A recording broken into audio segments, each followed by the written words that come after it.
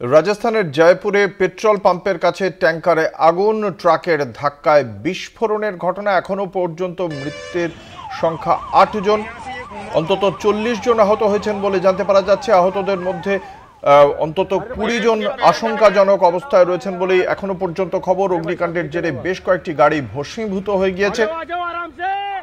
ভয়াবহ সড়ক দুর্ঘটনা, যার জেরে অগ্নিকাণ্ড আর বিস্ফোরণের জেরে ঝলসে মৃত্যু হয়েছে অন্তত ৮ জনের। মৃতের সংখ্যা আরও বাড়তে পারে বলে আশঙ্কা প্রকাশ করা হয়েছে প্রশাসনের পক্ষ থেকে। ভোর ৫:৩০ নাগাদ এই ঘটনাটি ঘটে জয়পুরের একটি পেট্রোল পাম্পের কাছে। পেট্রোল পাম্পের সামনে দাঁড় করানো ছিল একটি সিএনজি ট্যাঙ্কার। সেই ট্যাঙ্কারে একটি ট্রাক ধাক্কা মারতে আগুন ধরে যায়, তারপরে জোরালো বিস্ফোরণ।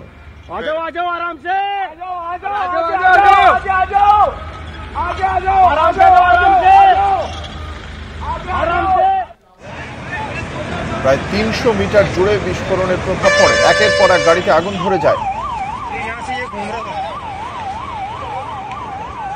দুর্ঘটনার পর বিস্ফোরণের ভয়াবহতা এতটাই বেশি ছিল যে অন্তত ১০ কিলোমিটার দূর থেকে তা শোনা যায় বলে দাবি করা হয়েছে স্থানীয় বাসিন্দাদের পক্ষ থেকে।